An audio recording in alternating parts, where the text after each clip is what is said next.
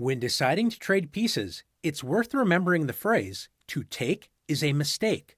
Unless a trade improves your position or makes your opponent's position worse, you should think twice before automatically trading even pieces, such as a bishop for a bishop. There is a time when even trades are actually good, and that is when we are up material. If I have 5 apples and you have 3 apples, and we each remove 1 apple at a time, who's going to run out of apples first? The person with less apples, right? The same idea applies to chess.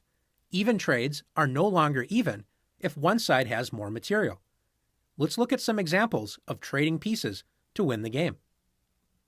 In this position, white is up 2 pawns, but it will not be easy to win since white's king is exposed to checks from black's queen. If white could trade the queens, white's 2 connected passed pawns would easily win the game. Can you find a way to trade queens and enter a winning pawn ending? That's right. After queen a8, check. This forces black's king to move. After king f7, queen takes g8 check, king takes g8, white will easily win the game after a4. Black's king cannot stop the a-pawn from promoting into a queen.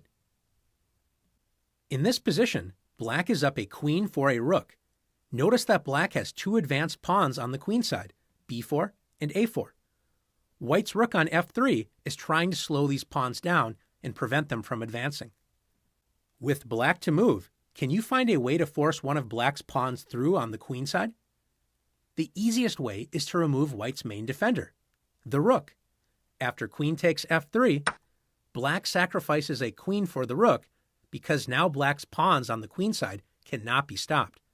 After g takes f3, a3, black will soon promote to a queen and should win the game easily. Let's take a look at one more example together. In this position, is any side ahead in material?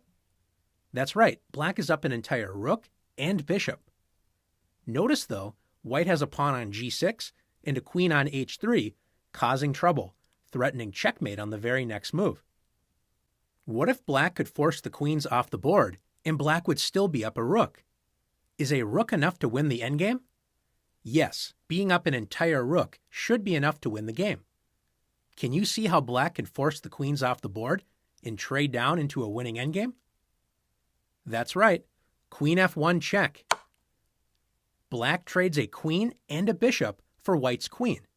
Black is willing to give up material to enter a completely winning endgame where white has no counterplay.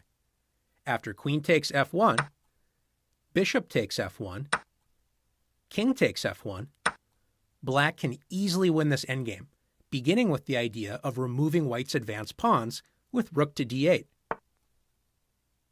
Now it's your turn to practice trading down to win.